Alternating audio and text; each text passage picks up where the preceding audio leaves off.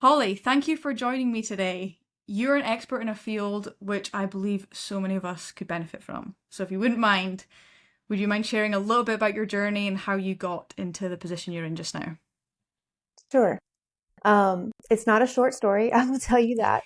So I spent 17 years working at the National Security Agency. And as you can imagine, it was a high stress, high paced, high, um, I don't even know what workload, I don't even know what to call it, just high everything, right? Yeah. And I spent, and I loved it. I loved what I did. It was amazing, but I was very focused on climbing the ladder, if you will, getting that next promotion. And I wound up the highest the highest level that you can go before going to like a senior executive level. So it was an executive level job. But by the time I got there, I was completely chronically stressed.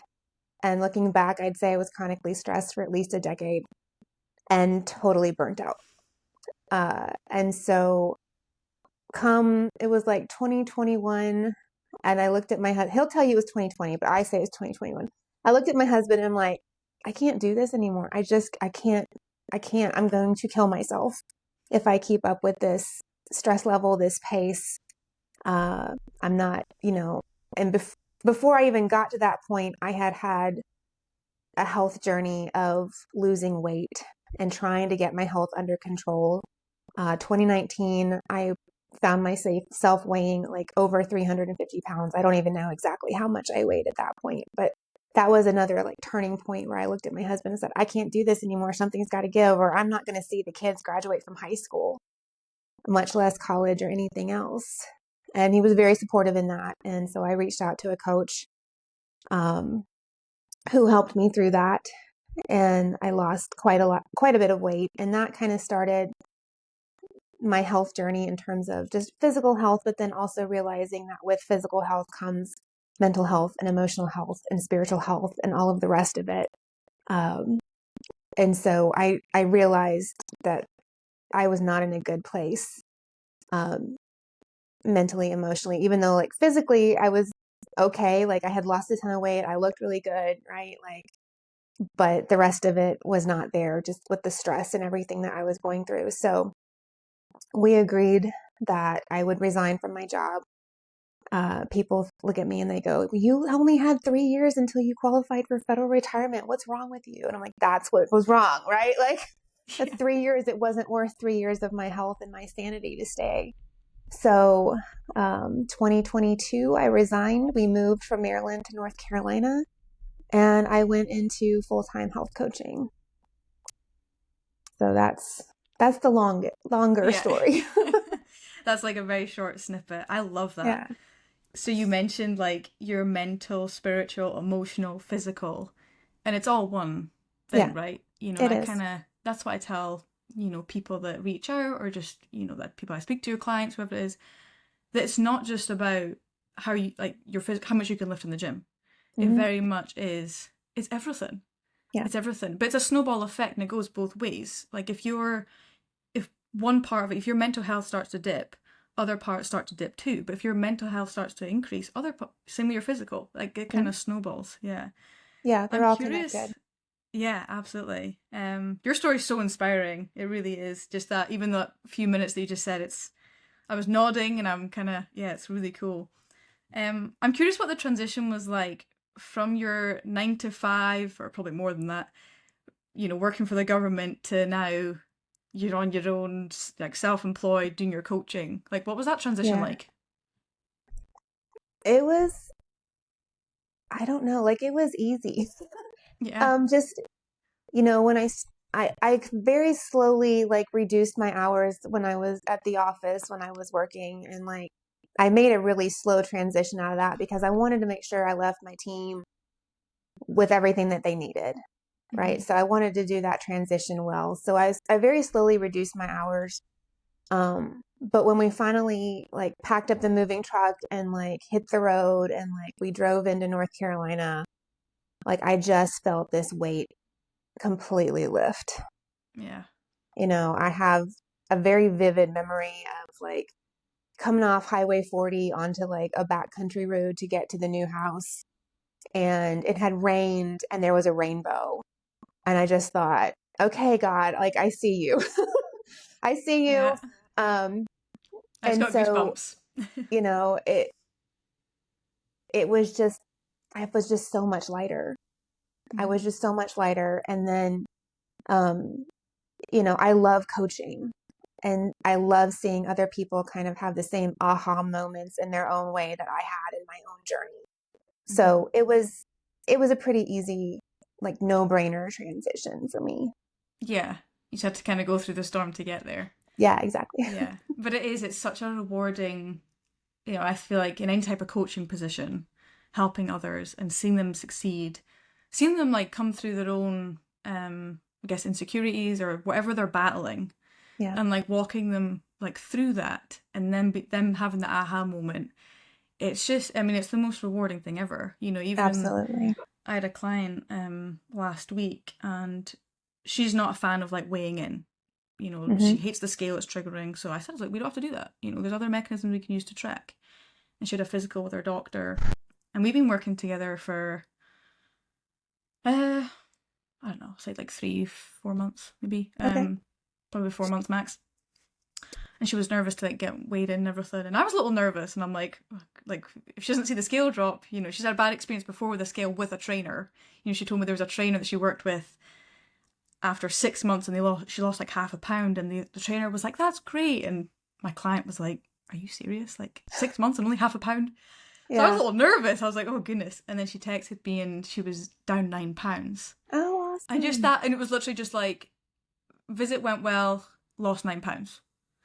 And I'm like, okay, like how is she? So I'm like, that's good? Question mark. I was nervous, but in my head, I'm like, and then she was like, I'm ecstatic, and I was like, yes, it's the Yes. most rewarding thing ever. It is. It's just, and that was my win for like the entire week. I'm like, and Oh, it's just the yeah. most rewarding thing ever, and especially when you've been through something similar Hmm.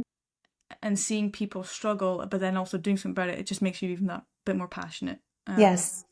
And I feel like me and you are both in a profession we're meant to be in, we're called to be in. Yeah, And also, but we've kind of used, it's like, it's bittersweet. We've gone through crap to get here, but that's why we're absolutely. so passionate about it in a Yep. way. So Yep. it's really cool. One question I have is the hamster wheel. So Mm. a lot of my clients, including even myself, we struggle with that famous hamster wheel. For those listening that don't know what a hamster wheel is, that thing just keeps running and running and running. And for some reason, that hamster wheel likes to ramp up its speed at 2-3 o'clock in the morning. Hmm. What would you say to people listening? Like, what causes that? Like, what is that? So the 2 and 3 in the morning, right? That's your cortisol spiking, right? When you're stressed, for especially for if you're going through a stressful time or you have been chronically stressed and your body just is kind of geared to react to stress more strongly at that point in time, right? So, in fact, like I've just had a season myself over the last, I'd say, 3 weeks that has been very, all good things, nothing bad, but very intense. And my body was just like, nope, we're not having it. Like I wear an Aura ring, I wear a Whoop. Like all of my Yeah, recovery trackers were like, don't do anything but breathe. Just sit there and breathe. Um, and so it's taken, I feel like I'm finally over that hump myself, right? But when it comes to getting off that hamster wheel, I'd say a couple of things. One, a lot of people, when they're in it, they don't even know that they're in it anymore because it's just normal. It's just normal at that point, right? It's just how life is. It's normal. I'm always like this. I'm constantly running. And their body has adapted, their brain has adapted to that pace and that lifestyle. And it's just, they don't even realize what's going on. And that's where I was for such a long time. I had no clue what was happening internally. Uh, and so, when I started talking to a doctor about I'm waking up at 2 and 3 in the morning, like constantly for weeks on end, and they're like, we should probably test your cortisol levels. And I went, oh. Probably, you know, um, because one, you don't even necessarily know. Like, that's one of the things. Like, most doctors don't test for cortisol, and that's something I talk about a lot, is that that is not on your standard panel. That is not something that most doctors will run, even though your normal labs come back fine, your thyroid might be fine, like all of those things that they generally check for. That cortisol is not one of those things that they typically check for unless you ask. So I'd say one, knowledge is power. If you find yourself in that 2 and 3 a.m., like just wide awake space constantly, go ask them to give you a cortisol test so that you can actually see what's happening. And then that knowledge is power, and you can go from there. But that's I think the first step is getting some data to back up what you're experiencing. Yeah, knowledge is power when it's applied, right? Absolutely. And then you can, have conversations about, all right, what kind of supplements or other, relaxation techniques, or, this, that, or the other thing is going to be the right fit for that person in that space to try to start addressing those issues. Does that make sense? What are some like like coping mechanisms or practice? One thing that I do, which I never thought in my life I would ever do, but I meditate. Mm-hmm. And I've been doing this for a while. So I played professional golf before I became a trainer. We're gonna skip past that. But that transition was very, very stressful. Like when I was transitioning from golf into what do I do next? I was Megan at the time. I was Megan Robb. I was Megan Robb the golfer for so long. It was my identity, and I was going through. I say it was a quarter life crisis. Like, what do I do next? Who is? And now I was Megan Wierenski on top of that. Right.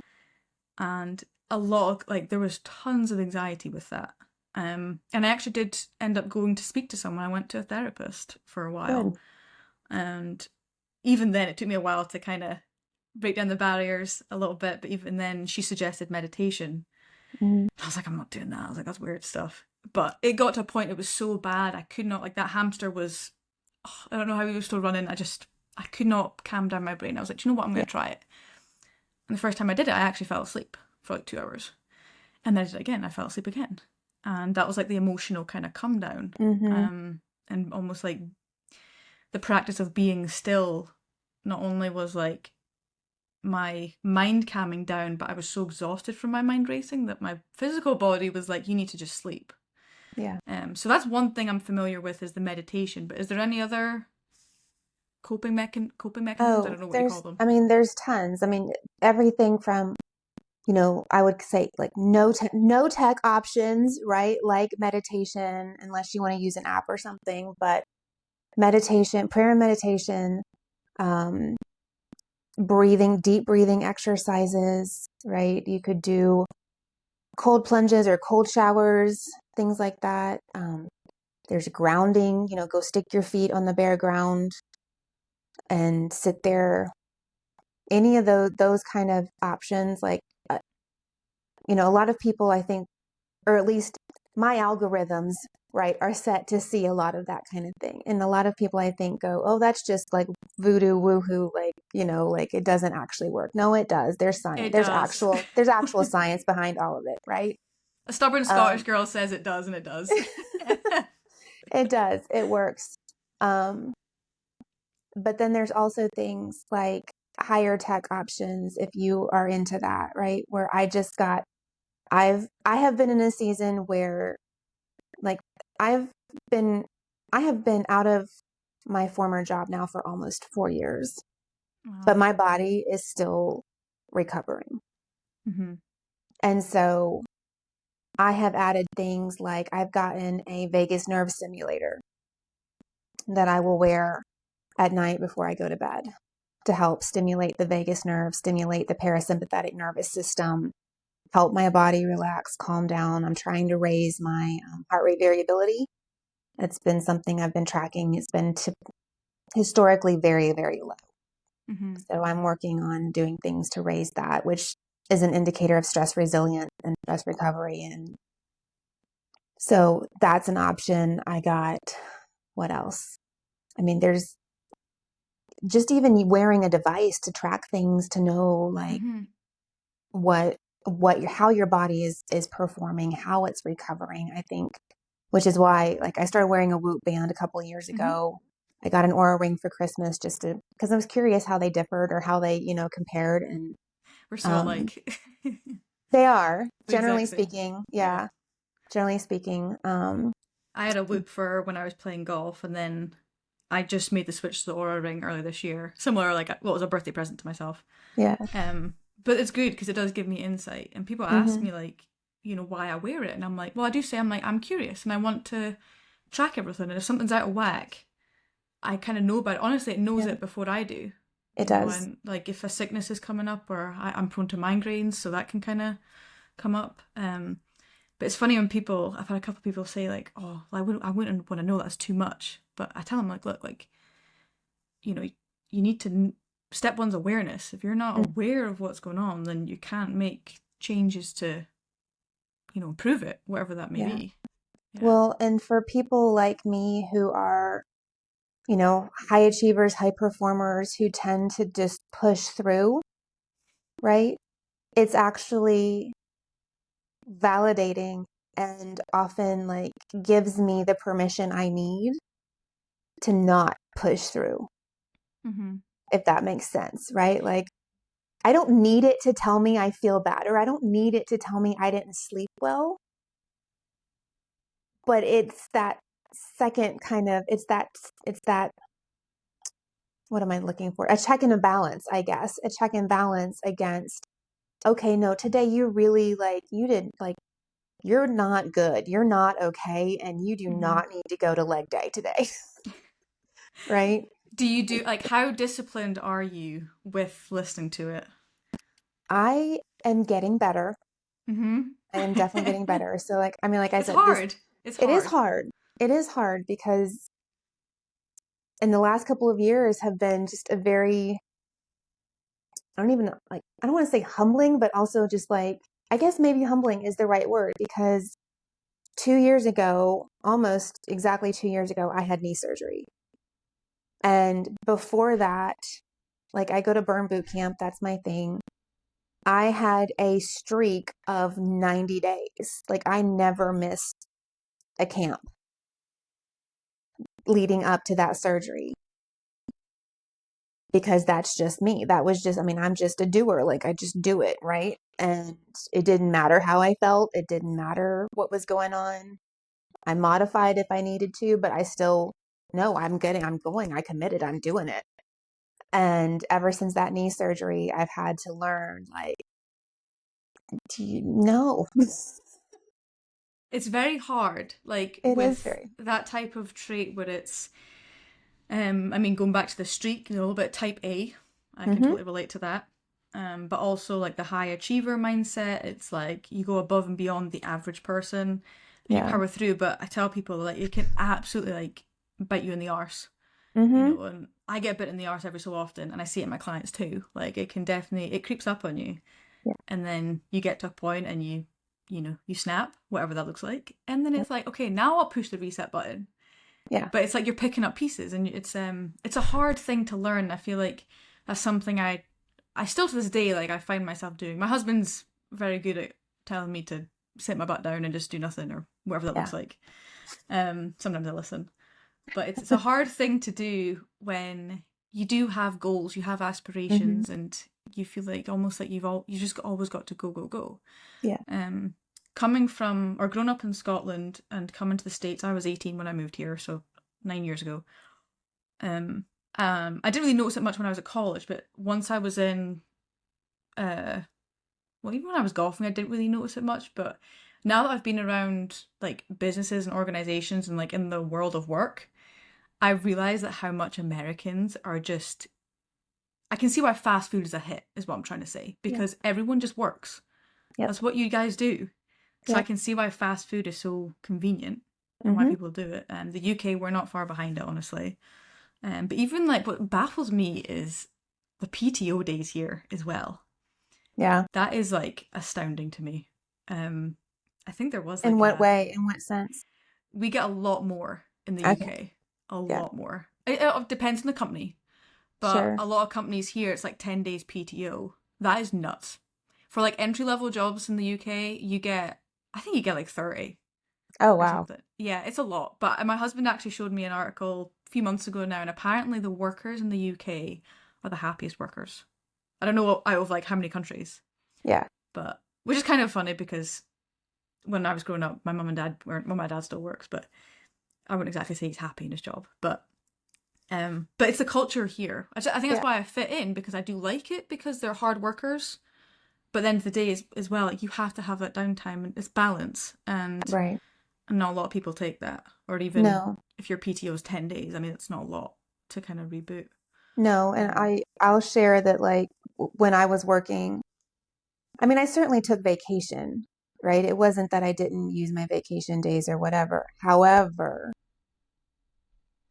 I was of a month. So my husband's an airline pilot. So he's, gone 3, 4 days a week. And I got into a situation where I hoarded, I'll call it hoarding, right? I was hoarding my leave, my sick time, my vacation time. I was hoarding it because I was terrified that if one of my kids got super sick or broke a leg or something like that, I would have to be the one that would have to, take the time off um, and spend with them. So even when I desperately needed to take a sick day or, knew I needed a day off just for like mental health reasons or whatever, I wouldn't do it. I wouldn't use them because I was, just banking all that leave because for the future. yeah. And in one sense, that was probably a wise thing to do because there were a couple of times when I did need to do that. And then I didn't wind up actually like using the full time off, That's what you I was know. going to ask you that. Did you use all your days? No, I mean, in the end, I did, I stopped actually working in like May. Like my last day in the office was in May, and I had been like slowly reducing my hours. So I was using increasingly more leave, right? But then my last paycheck was in September because I had that much leave built up. Wow. Yeah. Wow, that's a So lot. it was a lot. I had a lot of leave built up. For a, it's like mom, it's like, I'm not going to use the good dishes unless it's for company or something, or you save something for a rainy day and that never comes, right? Yeah. But that that was not a good practice to have, right? That Yeah. was, and even when my kids were sick or my daughter's got celiac disease, and when she was diagnosed with that, she was in the hospital, and I was still trying to run back and forth between hospital and the work. And I just was not in the mindset of I have enough leave. I can take 4 days off and everything's fine. No, in my head, I had to do both. Right. Yeah. And that's how crazy it was and how deep Yeah. into that life I was in. Yeah. You're going to be reaching or relating to so many people right now. Yeah. There's already a few that come to mind. I'm not going to call them out. Yeah. I want to jump ship a little bit. Okay. Obviously, my passion is, training, nutrition. That's kind of what I specialize in. I've got my in-person training here, but also do my online coaching as well, which has really taken off, which is great. But I do work with people with, getting them in the gym, physical nutrition, but also everything else. It's like almost like a lifestyle coach, Yeah. even though my title is like fitness, but it's everything else. Talk me through what that kind of looked like for you. So you said that you were over 300 pounds. Is that correct? I'd say I was over 350. Yeah. So talk me through, what was that first step? Where did you start? You said you hired a coach and Yeah. So, um, the realization actually hit me in London on spring break in 2019, right? I'm a world traveler. I've always traveled. I've lived all over the world. Like travel and international travel is not, I'm not a stranger to any of it. Um, and my heritage is actually Scottish, by the way. So like we yes. took our honeymoon in Scotland, and like I love all things Scottish and Scotland. Um, and so but we took the kids to London for spring break in 2019, and I was so overweight. I was so inflamed.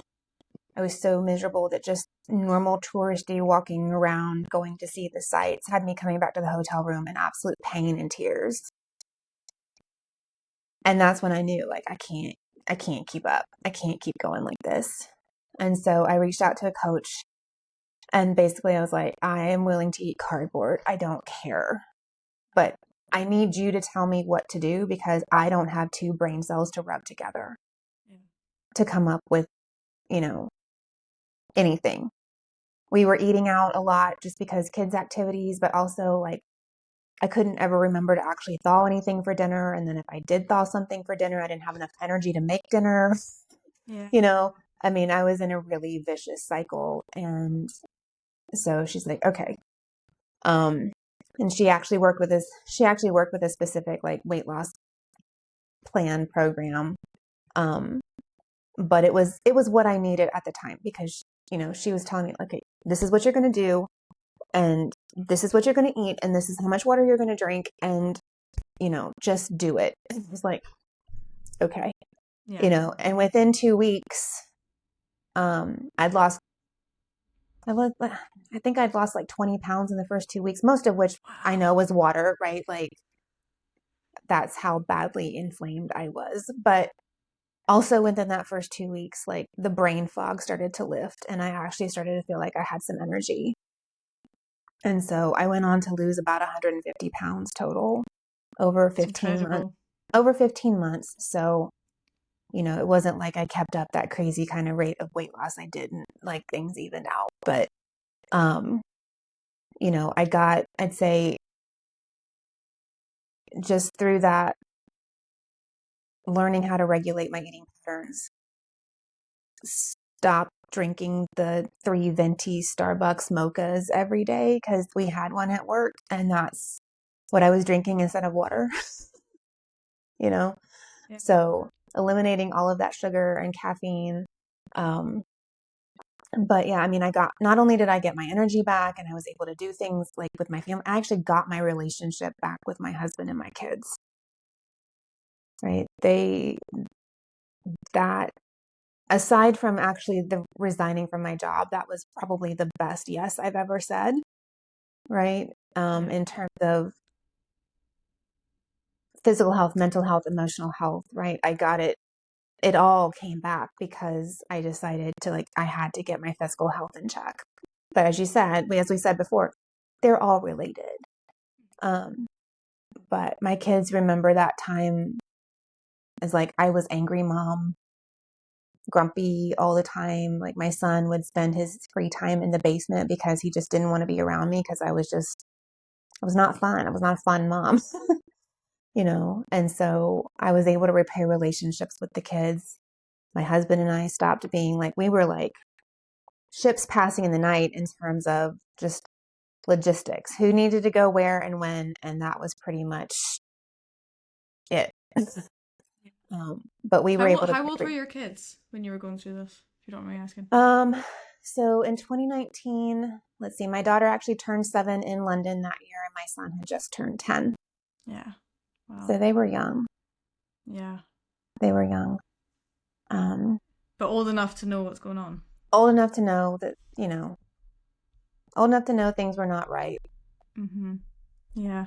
So when it came to the nutrition, what kind of changes? You said you stopped drinking your 3 mochas a day, and what did you start eating? Let's start there.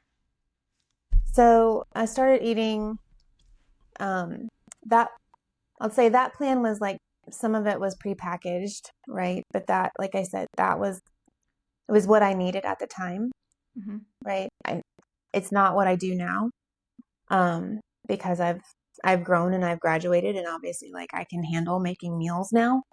But I stopped eating fried food. I stopped, eating a lot of sugar. So cutting out all of the stuff that is in the standard American diet, typically, right? The caffeine, the sugar, the processed foods, the fried foods. So, and then replacing that with, vegetables and protein. Yep. So, you know, Speaking my like language. it's it wasn't rocket science, it wasn't rocket science, but I needed a coach and that accountability to be able to like hold me to it. Yeah. And Well, now 7 years later, right, it's just eating that way is just how it is, right? it's habitual. Yeah. It's habitual. It's Did habitual. you have like moments where maybe you messed up, Oh, or you're sure. like, I don't know if I can do this, or like this is Oh, hard, and yeah. oh yeah. Um, Definitely. It would get particularly hard when I would travel internationally for work, Mm-hmm. right? Because I didn't have, I wasn't cooking my own stuff at that point, right? When you're traveling, it can get really interesting, especially like to Europe, right? Where it tends to be like all of the beautiful pastries and chocolates and all of that, Yeah. yummy, yummy stuff. Or if you were out with, for a work event and you were expected to consume alcohol, which, you know, to each his own there, but I have never been a big drinker. And if I did drink, it might be like one glass or even like half a glass or something along those lines. But then it would, that just, it's part of the culture over there and it's expected. And like multiple glasses of wine or multiple shots or, so that got really interesting at times. So there Especially in were, Scotland. yeah, yeah. So there were definitely times that like I was either not able to stick to the plan or you know, didn't want to stick to the plan because there were just good food available. So I came up with this, I don't know if I'd call it a rule, but just, if I could not get it, if it was something I could not get in the States, then I would allow myself to have it. Okay. Right. But if Yeah. it was something that I could easily get at home, then there was no reason for me to splurge or indulge or whatever. So that was kind of how I handled that situation, Yeah. you know? I like that So because it's you've got to have flexibility, and like absolutely. I that's something I try to teach my clients that I think when they sign up, it's amazing. They almost expect me to give them like a strict meal plan. Mm, I'm like, no, no, no. Like I'm going to teach you to have your cake and eat it. You're just not going to eat the whole flipping thing, you know. Like, and it's finding that balance. But there is times when you're making change, you do need to sacrifice certain things. yes. But it's not forever. It's temporary. But you learn the skill of being adaptable, Yeah. and that's we're not meant to live a life not having big dinners. We're not Yeah. meant to have a life where we travel to Scotland and you want to enjoy a pint of Tennent's and some haggis, whatever it is. Although Yeah. there's way better things in Scotland. If you ever go Oh to yeah. Scotland, like yeah, there's way better things better than pints of Tennent's. But it's about still enjoying your life but not impairing your health, and it's doable. I think It people is forget doable. that. And It I takes think time. I think one of the things that would trip me, I struggled with weight my whole life. And from the time I was in elementary school till, whenever, just I'd say within the last 6 years, I was pretty much on some diet plan or the other. Right. And so I failed multiple diets, multiple times. Right. And I think that was that all or nothing mindset that got me. Right. It was, well, I've messed up now. So like, I might as well just go eat the whole container of ice cream or the Hmm. whole, thing of Oreos or whatever. And like, well, then I've really messed up. So I just screw it all, Yeah, screw it all, you and then I'll know, start back next Monday. and I'll Yeah, start back next Monday or, I'll start back next year or, whatever that was. And so that I have worked really hard to get rid of that mindset in myself and also work with people to help them get rid of that mindset because it yeah. doesn't serve anything. It doesn't, and it's I recognize that in myself and my clients, and like I said, it can definitely like bite us in the booty. But I Mm-hmm. try to use it to my advantage when I tell people I'm like, go all in on the good stuff. Like go all in on yourself. Go all in on your goals. Go all in on the vegetables and the protein. Yeah. And if you do mess up, that's one of the hardest things is when clients check in with me and I get, oh, it's not been a good week, I messed up on X day, and I'm like, I don't care. I'm like, let's get back to it. Same thing, like memory of a goldfish, just Yeah. let it slide. Learn from it. There's opportunities in every learning, and sometimes I do, Mhm. I'll write back to them. I'm like, well, what was the trigger? Maybe you went to a wedding event and you starved yourself that entire day. Maybe let's try to do some protein fasting before you Yeah. go into the event so you're not going into it hungry. Maybe we do need to track when you're at these events, even if it's very inaccurate, just to keep you, just have some sort of accountability. And Right. there's different strategies for different people, Hmm. but it's a mindset that it can totally derail Oh, clients. And yeah. And I absolutely, I work, I work really hard with like consistency over perfection, yes, right? Like, because I have many, many perfectionist tendencies that I have worked really hard to overcome. Those perfectionist tendencies getting me to that place where I was, right? And not in that good place. So, it's the consistency. It's, are you doing it 80% of the time? Then yes, you're good, right? yeah, That's what we shoot for, not yeah. 100, because nobody can do 100. It's impossible. It's Like I've impossible. tried, it doesn't Hmm. work. It It doesn't doesn't work. work. It doesn't work. It never For does. Yeah. those of you that know me, I always say that. So just so people that are listening that know me, I did not tell Holly to say this before we came on because I always say that. They can't. And my clients are like, yeah, yeah, yeah, like I get it. Even they're checking, they'll be like, I know you're gonna tell me consistency over perfection, and I'm like, see, like you know it, But Yeah. it's so true. It's Yeah. like the days that you don't feel like doing it, still doing what you can. Sometimes that is Hmm. like, okay, like I'm exhausted, I'm sick, probably not smart to work out, but there's still something you can do. Yeah. Whether that's, cooking yourself up, like focusing on your nutrition or resting or going out for a walk instead or Yeah. whatever. There's always something you can do. And I tell people, if we just showed up on the days that we felt like showing up, how many days We'd would that never be a show year? up. Like seriously, yeah. I love my job, but I wouldn't be here every day. Yeah. Yeah. So I believe you've written a book as well, and I I think have. I saw its 1 year anniversary. Was it last month Yes. or something? I saw on your Last month. Instagram. Yeah. Yeah. In Cool. April. Yeah. So tell me a bit about that. It's called Heal Yourself from the Inside Out. Is that Heal right? your stress from the inside out. Yeah. Yeah. Nice. Um, so yeah, I wrote that. I went through a nutrition, like an integrative functional nutrition health coach training program a couple of years ago. And when I went through that, I started making connections between nutrition and stress and how that's all um, intermixed and what's the word I'm looking for? How it all like works together. Like And intertwined. so, hmm, what? Intertwined. Intertwined. Yes, thank you. That's the word. Um, and so I started really thinking about my own journey and how stress had impacted every single facet of my life, from, physical, mental, emotional, spiritual, all of that. And how the diet that I had been consuming before 2019 was playing a part in all of that, right? Um, and so I started putting things together, and the book is the result of that. So I share my own journey um, through those lenses of physical stress, mental stress, like stress and physical, stress and mental, emotional, spiritual, but then also like what part nutrition really does play in promoting stress and causing stress. Um, because it's not just external factors when it comes to stress.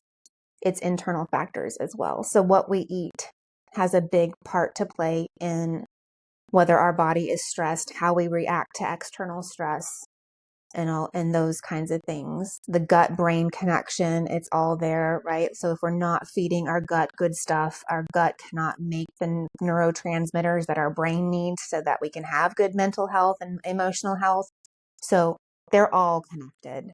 And that's what comes out. That's what comes out in the book. And um I also have a framework that I developed to help people identify, okay, these are really the areas that are causing me stress, so the triggers, if you will, but and then like what's one thing I'm going to focus on, because I was somebody that was like, I'm going to do it all. I've got to do it all or it's not worth doing, right? But that failed every single time.